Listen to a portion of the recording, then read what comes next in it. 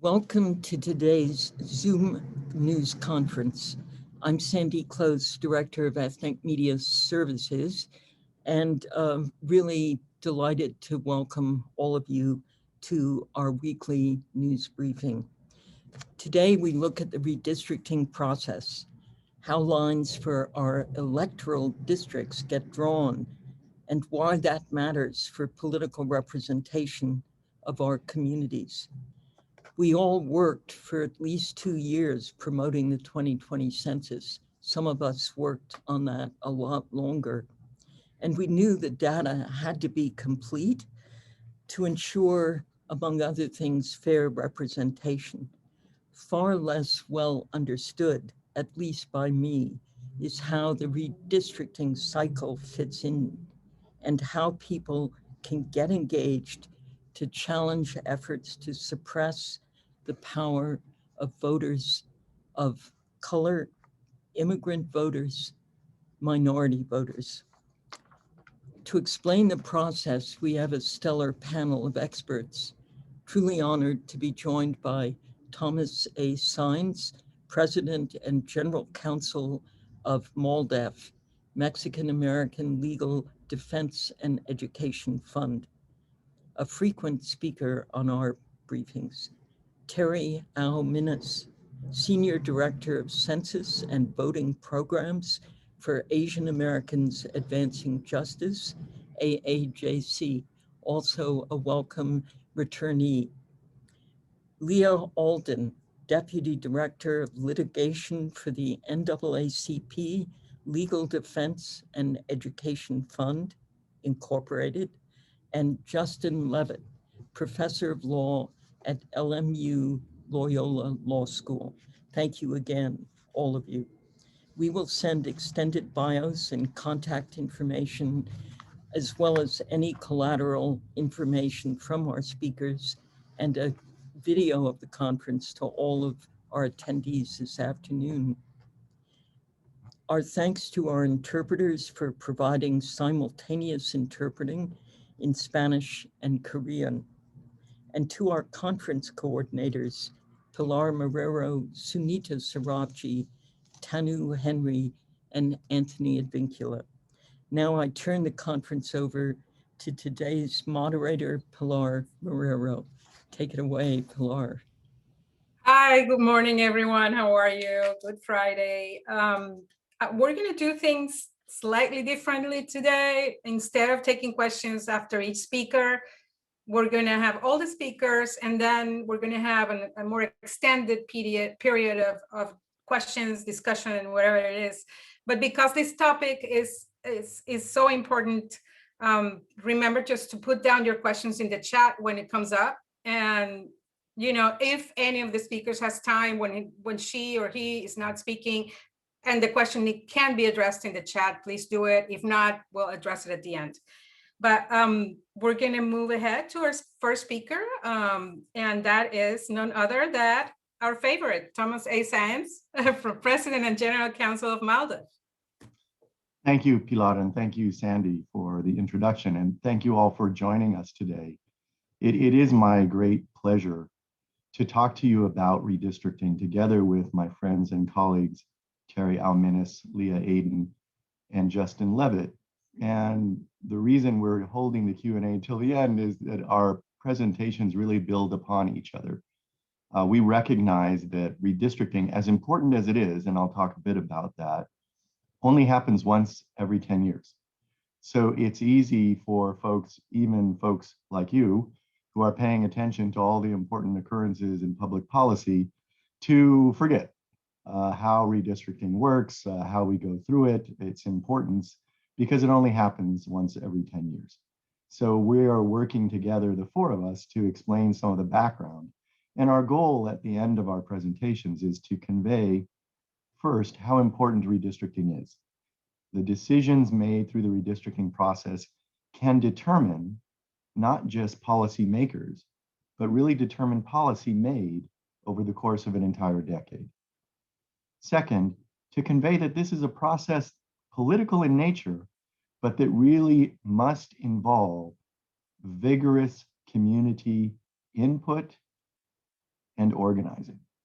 Our communities, particularly communities of color, can take advantage of what the census shows in growth of our communities through the redistricting process, but only if they have the opportunity and take that opportunity to provide input to the line drawers about how districts should be drawn.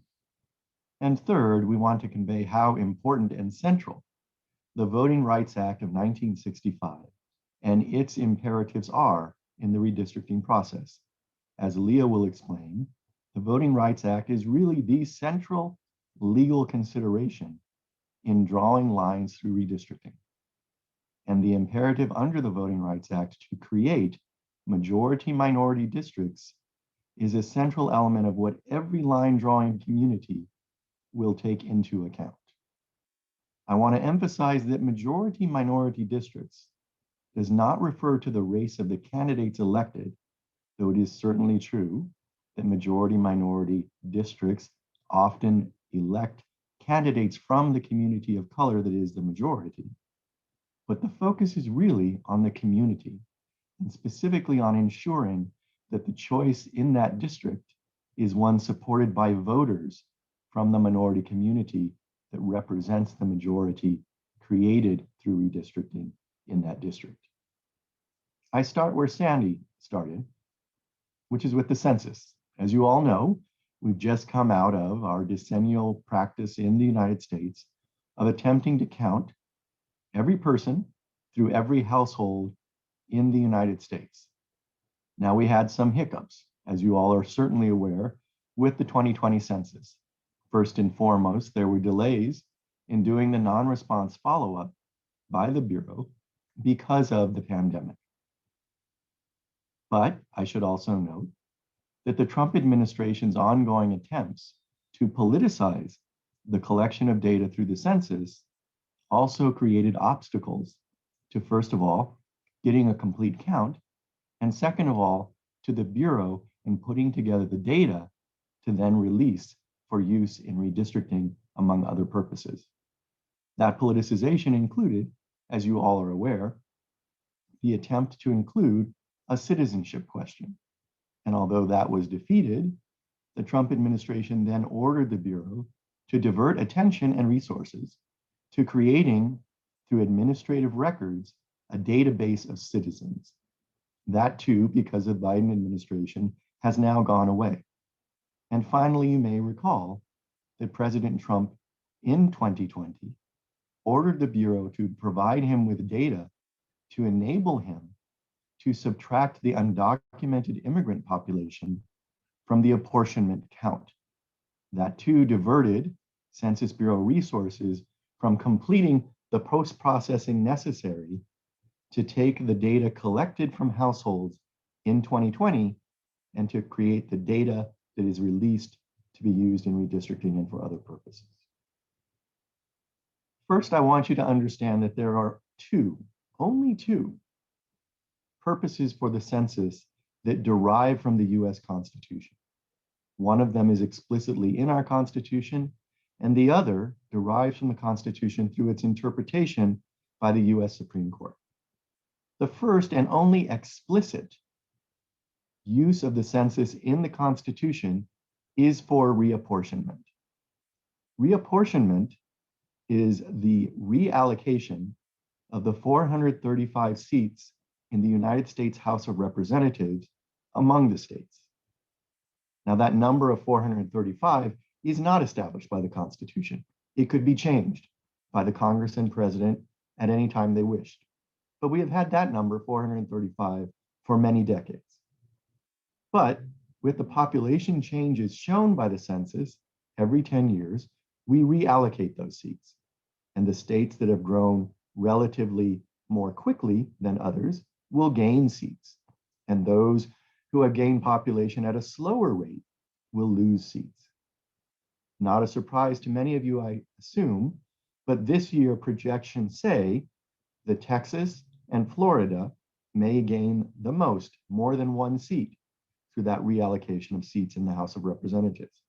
A decade ago, similarly, the Texas was the big winner, gaining 4 new seats in the House of Representatives.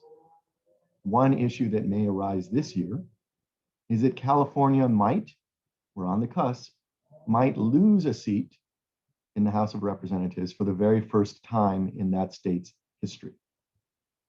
Now, the apportionment count ordinarily would be available at the end of the year of the census, so December of 2020. But because of the delays and the causes I identified earlier, we won't have the data from the Census Bureau on total state population and how that translates into reallocating the 435 seats in the House of Representatives until the end of April. This will slow down our knowing, specifically in the states that gain or lose, what the line drawers will have to do with respect to congressional districts. Will they be drawing the same number of districts as before, or adding 1 or 2 or 3, or will they be losing 1? So we won't even know until the end of April what our line drawers state by state will have to do. Now the second, let me go back. The apportionment is the explicit purpose of the census in our US Constitution. The Constitution says we should enumerate our population every 10 years solely to determine representation in the House of Representatives. So that is the one explicit constitutional use of the census to reassign seats in the House of Representatives. Redistricting, which is different from reapportionment, is derived from the Constitution through Supreme Court decision. Redistricting is the redrawing of district lines, not just for Congress, but also for state legislatures, also for local bodies like city councils, county boards, boards of education, community college boards, where those systems elect their representatives by districts rather than at large. The reason we go through a redistricting process, which we didn't in this country before the 1960s, there were many states that didn't redraw their lines for decades and decades prior to the 1960s.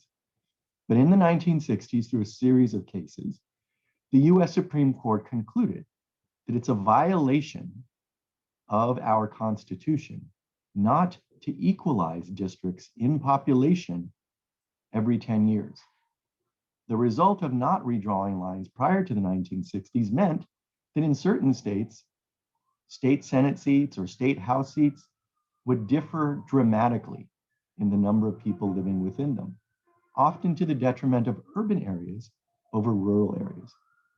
And indeed, some states followed a model like the United States Senate and would assign state Senate seats to counties or other entities not based on population.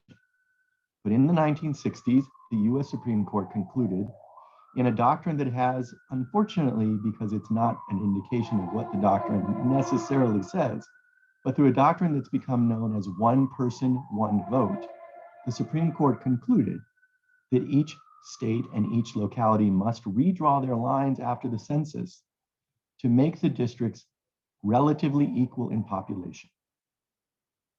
I say relatively equal because there is some leeway for distinctions, for differences, deviations from total population equality. Historically, congressional districts have had to be as equal as possible, meaning that literally there would be only one person difference in population between congressional districts within a particular state. However, in that series of cases in the 1960s and thereafter, the Supreme Court has given greater leeway for deviations from total population equality for other districts, like state Senate seats, like state House seats, like local city council seats. So the line drawers will be looking to equalize within those guidelines the districts that they are drawing. What that means is that the census indications of the communities, including communities of color, that have grown the most will translate or should translate into greater representation through majority minority districts and or districts that include significant populations so as to influence electoral outcomes. I want to mention one challenge that has not yet appeared, but may appear somewhere in the country through the redistricting process. And that is, I mentioned previously, that President Trump sought to create a database of citizens in the country. The sole purpose of doing that was to permit any jurisdiction that sought to draw districts to equalize citizen voting age population rather than total population. This is a movement from the right wing that has existed for many years. It culminated several years ago in a case that went to the US Supreme Court called Evanwell versus Abbott, in which the plaintiff contended that the state of Texas was required to equalize citizen voting age population rather than total population in drawing districts. The Supreme Court rejected that contention. But because of the case before it, it technically left open the possibility that a jurisdiction could voluntarily choose to equalize districts based on voter population rather than total population. That has been made more difficult because the Biden administration has eliminated the creation of a citizen database that goes down to block level. And that data is necessary to draw districts. In a moment, you'll hear from Terry Alminis specifically about how census blocks are used. But that danger that I mentioned has been diminished because there will not be data available at census block level that reflects citizenship. I will simply close by noting that if any jurisdiction were to attempt to equalize its districts based on voter population rather than total population, that would have a devastating effect on communities of color for two reasons. First, because many communities of color, particularly Latino and Asian American communities, have higher proportions of non-citizens. But it would also, and perhaps its greatest harm, would come from the exclusion of every person under the age of 18 in equalizing district populations. And all communities of color have higher proportions of those under 18 than white populations. So that was the danger, ameliorated, as I said, by the non-existence of the data to do this work. So that's an introduction to where the redistricting process comes from the census, from Supreme Court mandate. And now I turn to Terry, who will tell you a bit about the mechanics and the process of creating these districts. Thank you, Tom. Thank you so much. And as he said, we're going to go to Terry Alminis, Senior Director of Census and Voting Programs for the Asian Americans Advancing Justice, AAJC. Terry, go on. Great, thank you, Pilar, and thank you, Tom, for that. So I do have a little presentation, and hopefully we'll be able to move through pretty quickly with that. So let's see, trying to get back to it. Uh-oh. There's always a little bit of delay, I think. Yeah, sorry, I think there was. Can you hear me now? Yeah, we can hear you. We can't. It's the screen sharing is still processing. Trying to get together. Okay. Well, I will just start since my first couple of slides really reflect Tom's wonderful recitation of sort of what the census is and why the census is taken and whatnot. So I think just again to highlight the connection between the census to redistricting, as both Sandy started us with and that Tom also reiterated, we are now moving towards the phase of being able to receive census data and to be able to utilize them for the various purposes. In addition to what Tom shared, other uses for the census data include, of course, reallocating $1.5 trillion in federal funding to the states on an annual basis for important services, for hospitals, for schools, and the like. And I'm sorry, my screen share still seems to be not working. You can stop sharing and then I can try sharing your slides. I have them here if you want. Try that. Sorry, Sandy, I guess the Zoom guys are not with us today. Stop sharing your screen. I think it's frozen. So if you all want to stop sharing, whoever's hosting can stop sharing and just move ahead. So yes, I just wanted to also flag, as Tom said, that the next set of data to come out is, or the first set of data really to come out is scheduled for April 30th. And once a portion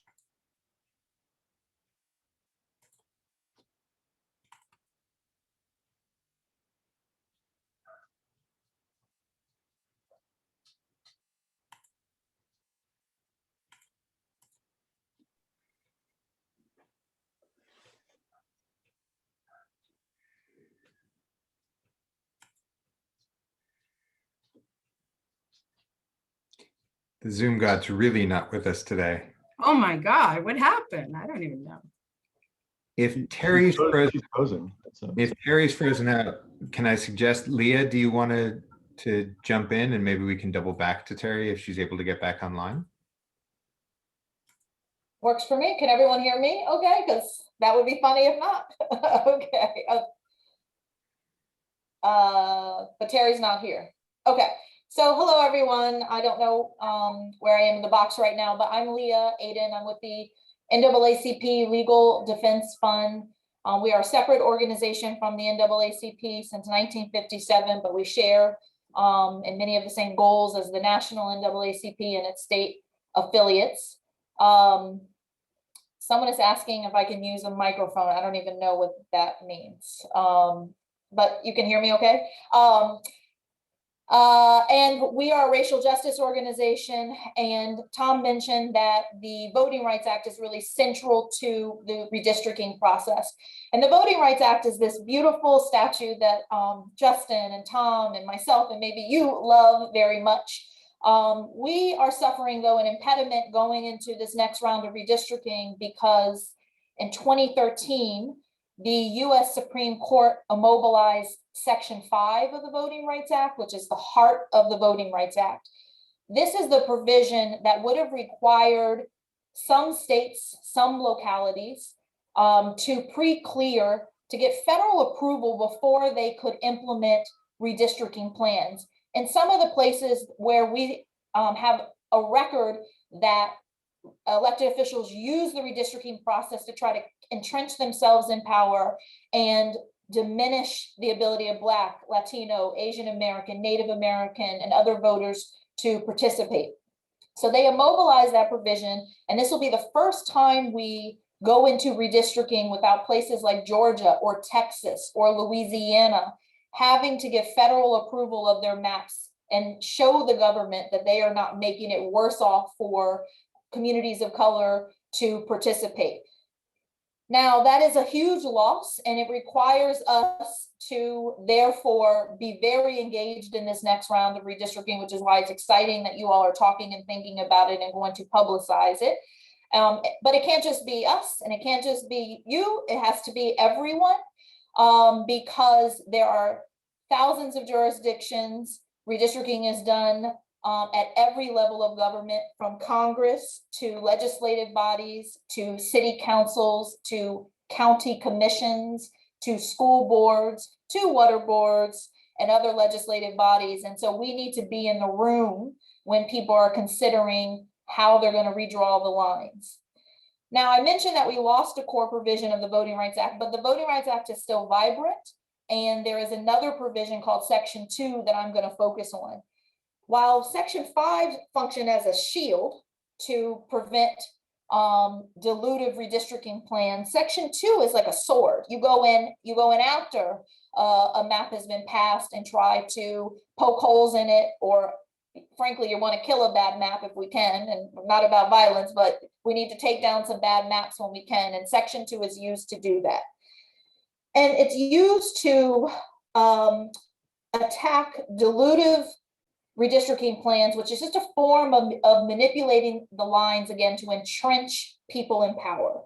So vote dilution occurs when an election system or a redistricting scheme, when they keep the same one or they adopt a new one, whether they're intending to do it or it just has the results of ensuring that minority voters, which tend to be voters of color, do not have the same opportunity and equal opportunity as do the majority of voters, usually white voters, but not always, to elect their candidate of choice.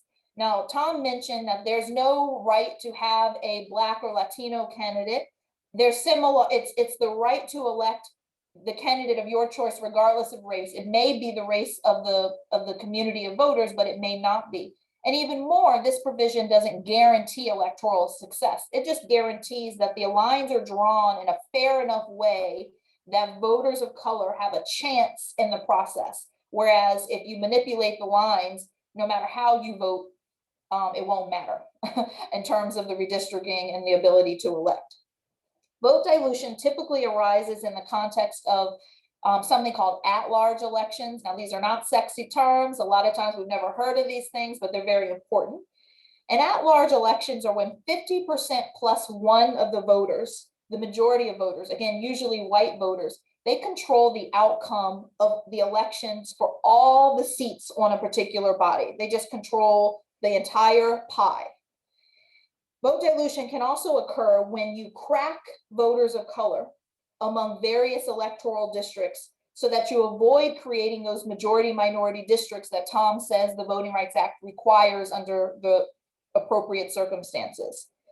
Vote dilution also occurs when you pack voters of color into what we sometimes refer to as super majority-minority districts. That's district where Black voters, for example, are like 70%, 80%, 90% of the voting age population.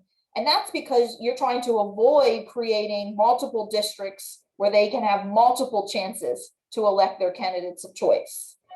One of the leading cases that sort of governs all this is Thornburg versus Jingles, and everyone's free time, maybe this weekend, you can look up this 1986 case by the Supreme Court.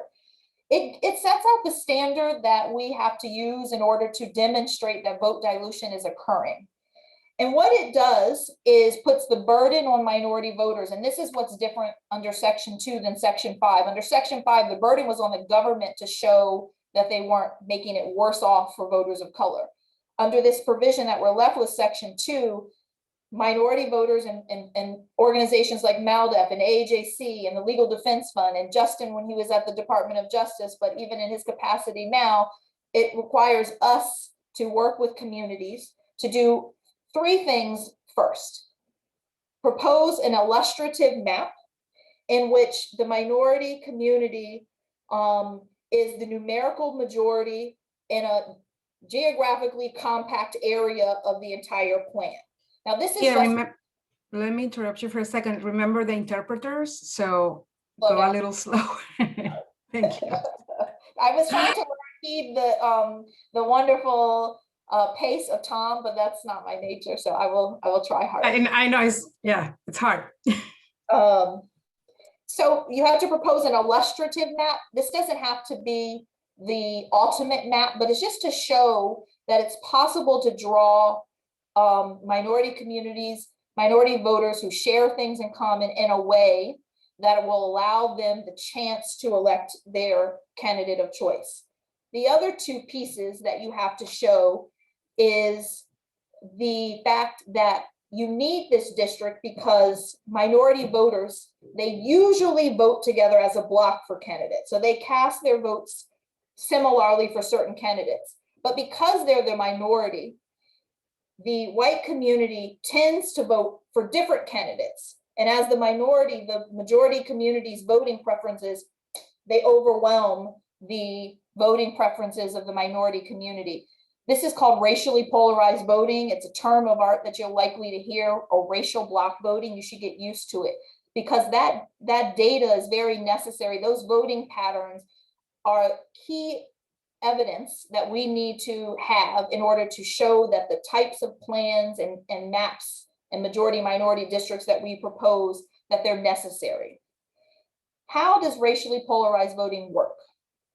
So in a 5-member at-large city council, in a city that's 40% Black and 60% white, Black people run for office, but they never get more than 10% of white voter support. That is 6% of the total vote, but they always get 90% of Black voter support. So under this system and under those voting patterns, the candidates preferred by the white community, by white voters, they they win no matter how much support Black voters give for their candidates, no matter the political affiliation or the qualifications or any of the other circumstances, they control the outcome. And in our country, race remains a great predictor of how people continue to cast their ballots. So if all of those conditions are met, the burden then remains on minority voters to say that this structure and these voting patterns are operating in a larger circumstance in which there's a history of discrimination in that community, in which the ability to participate in the political process, whether that is to vote, whether that is to run as a candidate, that all of that is affected by lower socioeconomic status, the discrimination in education, both private and public, that has made it more difficult for Black candidates to compete, or Latino candidates to compete, or Black voters to be able to participate politically. It also requires showing that the lines, or it can require showing that the lines that the elected bodies have drawn, that those lines don't have to be that way, that they are using excuses for those lines. Some of the excuses are, it's party, I'm drawing this district to protect my party. And one thing that's really important to understand is that if you hurt minority voters on the way to ensuring that your party wins, or you use political data and it happens to have a harmful impact on minority communities, our Constitution should help rein that in. And we should be wary of those excuses, because they're basically excuses for racial discrimination. One last thing I'll say before I close, or two last things, so I always overpromise. Another defense that you're likely to hear, and Justin's going to really tease this out, is it's not possible to create that illustrative compact district of where Black voters or Latino voters can form a numerical majority without you racially discriminating by sort of lassoing out and pulling every voter of color into that district to meet that number. The unfortunate reality of some of this work is that we are drawing lines around where people live, and some of that's related to segregation and housing discrimination, but it also we're drawing it around people who share schools in common. They read the same newspapers, they're members of the same political organizations. So the idea behind it is they have things in common, which means they need to be in a district where their votes will allow them to elect representatives who will make policies that will then speak to their shared interests. That's the sort of theoretical underpinning of this. And my final piece that I want to mention is that not only when you're drawing these maps and considering all these considerations, must you you generally have to, as a first priority, you have to make sure that your districts, to Tom's point, have as equal populations between them as possible, that you're not putting thousands of voters in one district and very few voters in another. That's one of your first priorities. The next priority, sort of, or equal to that, is complying with the Voting Rights Act and making sure you're not diluting the minority community. Along the way, you should be accounting for what are called traditional redistricting principles, such as making sure that you keep districts connected to one another, that you keep communities intact, that you try to protect incumbents where possible. But I want us all to understand that nothing matters more than complying with the Constitution, equalizing the populations between districts, and ensuring the non-dilution of racial minorities in districts.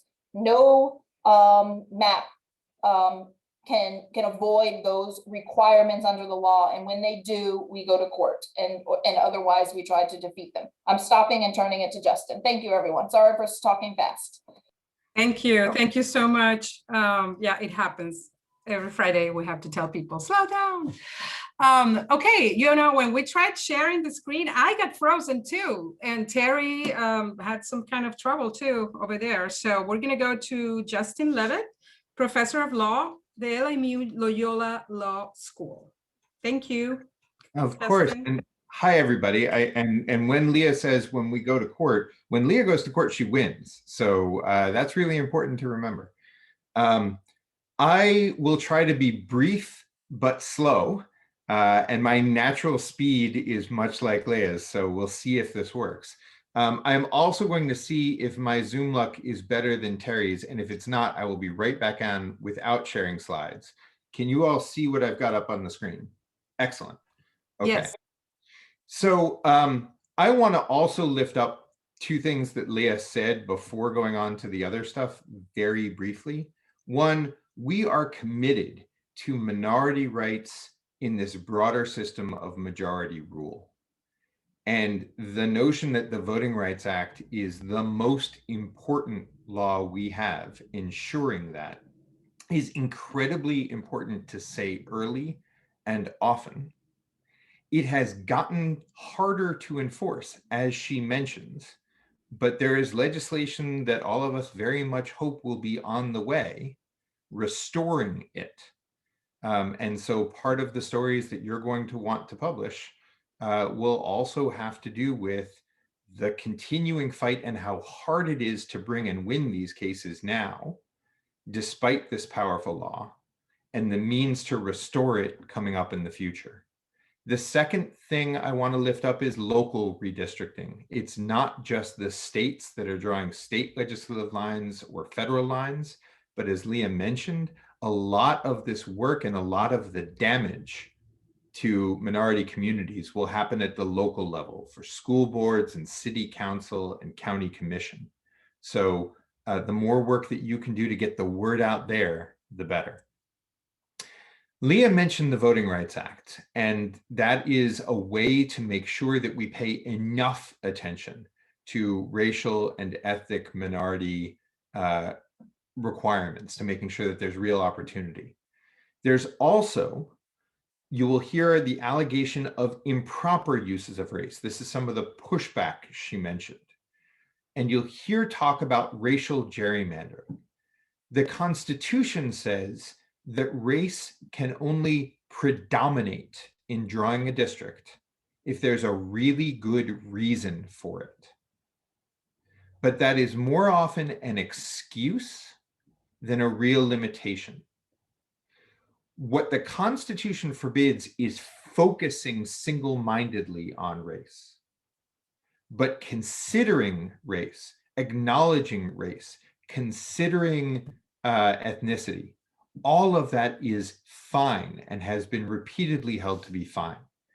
The analogy I use is we all know it's important not to speed. And if when you're driving, the only thing you're looking at is your speedometer, you're going to crash. But none of us do that. We look at the speedometer to make sure we're not speeding, but we also look at the road and the traffic and the weather and the GPS and the radio and the heat and the gas gauge. And the same is true in redistricting. If you consider race and ethnicity and also other factors at the same time, that's perfectly legally permissible and in many cases required. Leah also mentioned this fight between race and ethnicity or party. In a number of cases last cycle, the Supreme Court took states to task for staring too much at the speedometer, for using race as a pretext and focusing on race without considering other things. At the same time, it said it was okay, or at least said federal courts wouldn't get involved with drawing lines to benefit party. And in this zone, sometimes you'll hear the excuse that it's very hard to tell which is which, that those seem like the same thing. In some states, that may be true, that it's really hard to tell whether politicians are focusing on race or focusing on party, if there really is incredibly stark polarization. But in other states, it may not be true. In many parts of the near South, in many parts of the South, and many parts of the West, polarization isn't so severe that it's impossible to tell when map drawers are focusing on race or party. There will be differences in focusing on race or party. And entities like MALDEF and like the NAACP Legal Defense Fund and like AAJC are out there ready to make sure that map makers are not focusing, like staring through the steering wheel at race, particularly when that's used to injure a racial population or an ethnic population. For you in your reporting, I want to make 2 more points, and then I want to get to questions to leave plenty of time for your questions. I saw they're really good questions in the comments. First of all, when talking about Congress or state lines, in most states, the legislature has the primary control. The legislature's in charge mostly. But that process is not always the normal process. Sometimes there are supermajority requirements or specific ways in which bills go forward. Sometimes the governor is locked out of the redistricting process, like in North Carolina. And then there are several states, the ones in gold here, where somebody other than the legislature is primarily in charge. So when you're doing this reporting, don't just assume that it's the legislature that is driving the train. The second thing is that there are lots of other things for map drawers to consider, in addition to population, which Tom mentioned, in addition to the Voting Rights Act and racial and ethnic rules, which Leah mentioned. Those rules all differ state by state. And I'm not going to get into the details of exactly what happens in each state here, but I help maintain a website that actually breaks down this process in every single state. Who's in charge, what the rules are, what the timing is, what happened last cycle and the cycle before. And so all about redistricting may help answer some of the questions you have for a baseline about what the rules are in the particular state where you may be covering the redistricting process. And with that, I actually want to stop and make sure we have plenty of time for questions. So Pilar, I don't know whether you want me to call out some of the questions or whether you'd rather do that. So thank you, Justin. Let me say that Terry is back, but she was having trouble with her laptop. So she's on the phone and I'm not sure. Terry, are you on the phone and also on the computer? Because, okay, are you on? Yes, I am on my phone right Okay. now. Perfect. Perfect. Okay. All right. So I don't know, Jessica, if you want to start her slides that I just sent you. She's just going to go through the first part quickly and then go to the nut of the issue of how districts are made, right? Yes, correct. Okay, cool. And then we'll go to questions. Yes. Just give me 1 minute, Pilar. I'll pull them up. Okay.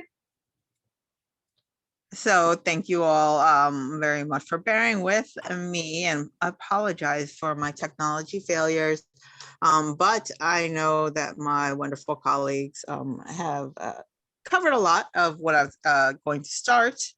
I just wanted to was going to start with where Tom started us today with respect to the census through redistricting. And I know that some of these concepts were discussed. So I think, Pilar, just let me know. I don't see my presentation up yet, so just confirming that. Yeah, it seemed that Jessica was looking for it. I tried to share it before and I got frozen out, so I'm afraid Yeah, to try that's what again. happened to me too. So I can just move over to the fact, right? And I'm sure Yeah, it's been just- shared. Yes, That the yes, yes. redistricting data file will not be coming out on a timely fashion for all the reasons that Tom mentioned earlier. Insofar, and when I say timely fashion, I mean according to when it normally would have come out. It is now slated to come out at the end of September. But I think what's important for us to think about is understanding what is actually in that redistricting file and how the redistricting process happens, so that everybody is ready to go, if you will, when the data drops, and that people are doing and taking steps now today to prepare themselves for that moment. So, upside down. okay, great. So if we can go ahead and move down to keep going down. So keep scrolling.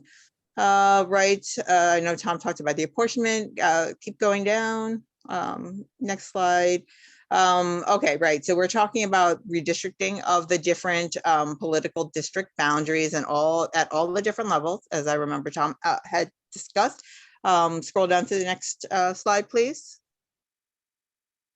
And again, why is it important? How the district lines are drawn influences who runs for public office, who is elected, and also who lives in the district can influence whether the elected officials are in fact responsive to our community's needs regarding important issues like ensuring safe schools, adopting immigration policies, and the like. Next slide, please.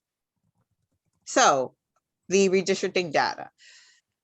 Public Law 94-171, which was enacted in 1975, directs the Census Bureau to make special preparations to provide redistricting data needs to the states, right?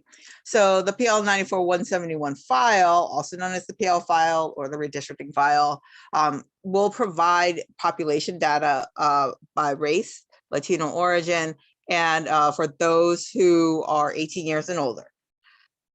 What's also important to know about the data is that the data will be provided down to the census block level. And this is the smallest geographic unit for data provided by the Census Bureau. Next slide, please.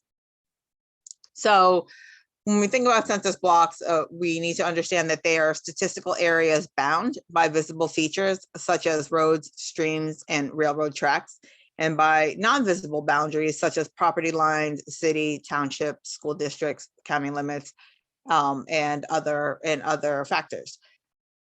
As I mentioned, census blocks are the smallest geographic unit, and you can think of them as the building blocks for all the geographic boundaries that the Census Bureau data sets will use. For the 2010 census, there was a total number of census blocks of over 11 million, but important to note that almost 5 million actually represented census blocks that had no population in them, that is zero population. So in the remaining 56% of the census blocks, the range of the populated blocks was from 1 person to almost 20,000 persons. So there's a lot of variation and variety with respect to the size of these different census blocks. Next slide, please. And the reason why this is important is because how the actual redistricting occurs is that the mappers will take these census blocks and combine them together to create the districts that match the number, right, of units or seats for that level of government. So the example, right, is if you had 36 congressional seats, then you would have to draw 36 districts, and you would need to draw them in a way that meets the different criteria that have been discussed so far today, as well as others. And so if you look at the image on this slide, you'll know, right, that if you wanted to consider the first block on the left as the entire governmental unit that you need to redistrict, and you're looking to redistrict for 3 districts, you can tell that while all of the blocks in the districts in the other 2 diagrams, they have the same number of blocks in them, but the configuration is different. And so this really gets to what, you know, I know Leah was discussing about compliance with the Voting Rights Act. This is sort of how you can visually see how that can come into play. Next slide. And I promise I will go through really quickly so we can get to the questions. Yes, please. Why the community needs to be involved, right, is because redistricting can be used for bad or for good, right? And really that is really about whether our communities are excluded or whether they are actually included in getting the fair share of their political power. So it is really critical that our communities fully participate in and monitor the upcoming redistricting process to ensure our communities are heard and represented. Next slide, please. So just quickly around the timing, as we mentioned, the data will not be provided until September 30th. And this really is putting a squeeze on the redistricting process in every state. And, I won't go through all the different ways the states could potentially try to address these issues, particularly where you have situations where this delay will make it impossible for the states to actually meet their redistricting deadlines. But I think the big takeaway from this is that one of the potential problems for the delay that we're concerned about is that the time crunch could actually be used as an excuse by some jurisdictions to actually minimize or truncate the opportunity for the public to be involved in the redistricting process. And so that is something that we are certainly on the lookout for and need to make sure does not happen. Next slide, please. Terry, can we go to questions now? This is literally my last slide. Just want to let folks know how the community can get involved in the redistricting process, right? And so right now, what people can do is make sure that they understand how the redistricting will be happening where they live, right? The process will be different. So learn the rules, organize your community, right? Get together with interested neighbors or organizations to work together to really, understand what the community looks like and what the community wants and needs. This could result in potentially drafting maps that best represent your community's interests that could then be shared in these public hearings and whatnot. And then finally, make sure to be engaged with the public participation process, testify at the hearings, whether that's testifying about a proposed map you have or just about what your community looks like, to make sure that your community's interests are heard and are part of the process. And with that, I will turn it back over to you, Pilar. Thank you, Terry. Thank you so much. So I know many questions have been answered in the chat, but I really want to go to each speaker to get a sense of what the risk is and why should we care and why should we follow this process? What is the risk for our communities, for the minority communities, let's put it that way. In many places we're on our way to be not a minority anymore, but what is the biggest risk that you think we have in this particular redistricting this year? And we start with Thomas. Thanks, Pilar. I think the risk is that you end up not having communities of color adequately represented in Congress, in state legislatures, and that then leads to different agendas being pursued within those policymaking bodies. The truth is, as we become more and more partisan and polarized, we're going to have very close elections where the House and the Senate is currently tied 50-50, will be close in numbers. And so a few districts may make a difference. And if we fail to create majority minority districts where warranted by the Voting Rights Act, there will be an adequate representation. So Sandy asked a question. One place that I would identify is Texas. Texas will be a battleground on redistricting this decade, as it has been for every decade in my memory. And MALDEF will be there, as well as many others, challenging lines adopted by a state legislature that seems hell-bent on taking full partisan advantage of the fact that the legislature and the governor are in the hands of one party. So just to give a quick example and then conclude, last decade, Texas gained 4 seats in the House of Representatives. It turns out that 65% of the population growth that led to those seats came from the Latino community. 80+% of the growth came from Black and brown communities together. And yet the legislature took those 4 new seats and allocated 0 of them to minority communities. Had to be challenged in court, and through court action, we were able to get 2 of the 4 new seats to be majority minority seats. That's an example of what we expect to recur in Texas and possibly in other states. I don't know about anyone else, but I know Justin has to leave at the top of the hour. Justin, you want to go on with your, the worst thing? Thank you, Pilar. I agree with Tom. I'll make this quick. I think the danger is that people aren't represented. That's what redistricting is about. And so there are various communities that should have district lines where they compete for representation, and the danger is that doesn't happen. I'm worried about exactly the things that Tom mentioned. I'm also worried about Texas. Everyone is worried about Texas. There are many states beyond Texas where we're also worried. But I'll expand beyond what Tom said without discounting its importance.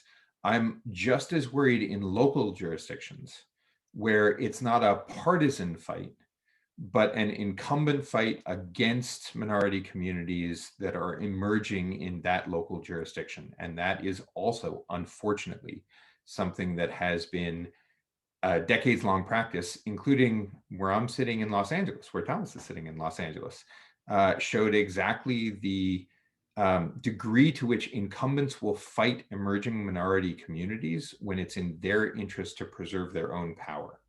The changes to the Voting Rights Act make it even harder than usual to combat some of this discrimination in local communities. So in addition to what Tom said, I think that's going to be a big problem this cycle. Thank you, Justin. Terry, do you want to say what the biggest risk you see? So I think that I will add a new risk, though I definitely think that everything that has been shared by Tom and Justin are among those risks. I think that definitely just community engagement is one of the biggest concerns and worries that I have. Not just from the issue that I had raised about possibly having the process shut down by the government with the use of the delay as an excuse, but also just whether or not our communities are properly educated, whether they can be engaged, whether there is just fatigue and burnout on all of the issues, right? The census, the election, dealing with the COVID pandemic. I think all of these are real risks. And I think one thing that will be interesting to see is when the census data come out, when we see the first set, whether or not people do have questions about quality. I know Peter had mentioned something I believe it was Peter, had a question in the chat about that.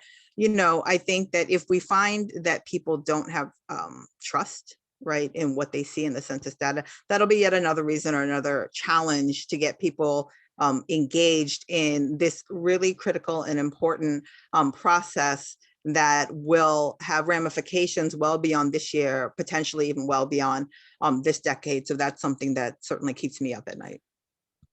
Thank you, Terry. That and Zoom. Okay. Leah, what's the risk that you see? Yeah, very quickly, it's a very practical thing. Voting is not about casting a ballot. Redistricting is not about having maps. It's about putting people in power who are going to create policies that decide about whether you can have healthcare, whether criminal justice will ever be fair. It's about being able to afford education. It's about housing policy. So the ramifications of drawing a map lasts an entire decade. That map also becomes the sort of standard bearer. So if you draw a state map, local maps look to that and say, well, that if they did it that way, why can't we do it that way? And that map also becomes the baseline that we judge maps every 10 years. You sort of build off of one. And so the ramifications are far-reaching in terms of the time and that it matters for communities, but practical policies that impact the communities we care about. That's what these maps are about. I'm glad you said that, Leah, because that brings it down to the level of the nitty-gritty. Why do we care about this? So there's one more question by Henrietta, and she's asking, given the increases in communities of color, wouldn't it be harder in the future to use redistricting to keep minorities out of power? And Tom Saenz wanted to answer.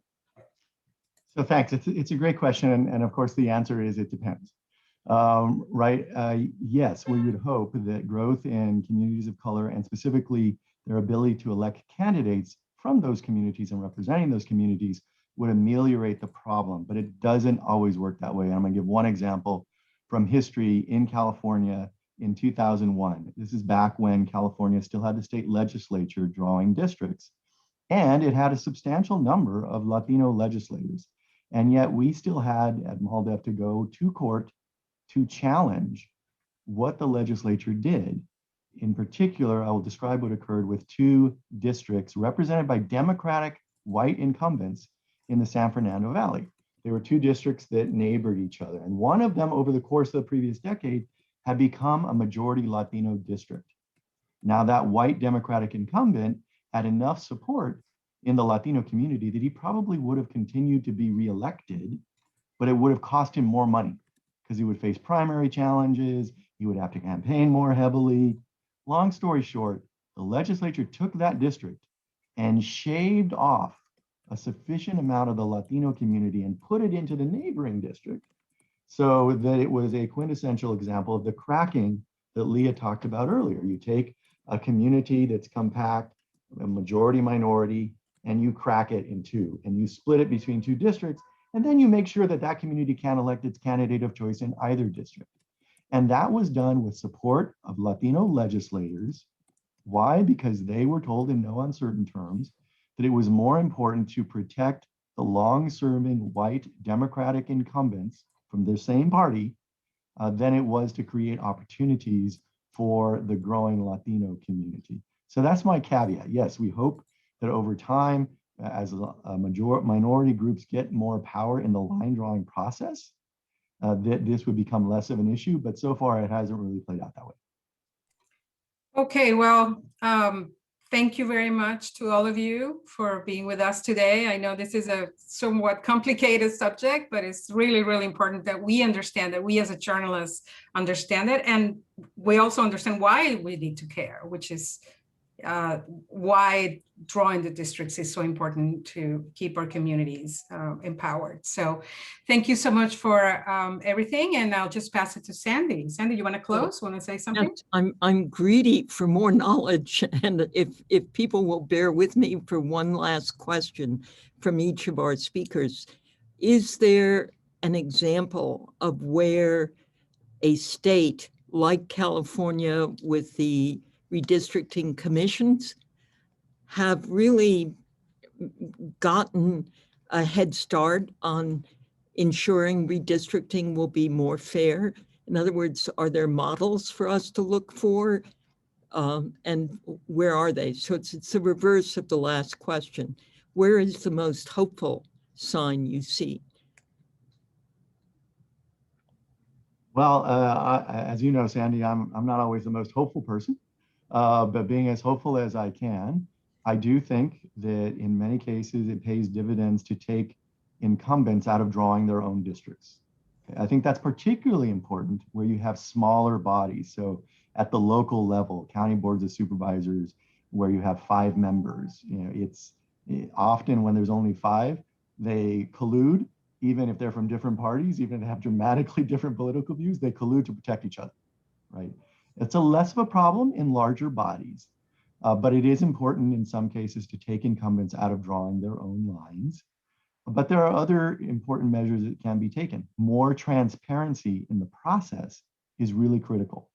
That example I gave from 2001 in California, our problem in challenging what had been done by the legislature in cracking the Latino community between those 2 districts was we were barred from getting into what was discussed behind closed doors by a doctrine called legislative privilege. So we could not, we knew there was great evidence of what they were doing and the intent behind it, but we couldn't put any of it in court because of legislative privilege. But there are things that can be done to make a more transparent process, no matter who's drawing the lines, that I think are the most positive in ensuring community input, and that community input is actually reflected in the lines that get drawn.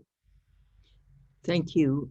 I'm hesitate, but if our other 3 speakers could, in just 60 seconds, say where your most positive example of controlling redistricting so it works for the people instead of against people of color. Justin had to leave, so it's going to be Leah and Terry. Great. So the California Voting Rights Act, I want to, maybe Tom might have a different view, but I want to lift it up. A great hero, Joaquin Avila, was a main leader behind getting the California Voting Rights Act. And some say it was even more successful than the Federal Voting Rights Act in terms of ensuring Latino voting power and Black voting power and Asian voting power in the state of California. It's basically a state version of the federal Section 5 Voting Rights Act that the Supreme Court immobilized. And what we're seeing now, Thomas smiling, so maybe he disagrees, but what we're seeing now is other states are starting to propose their own state VRAs because they know that we have been slow in getting the federal government to get involved in redistricting again in the way that it did.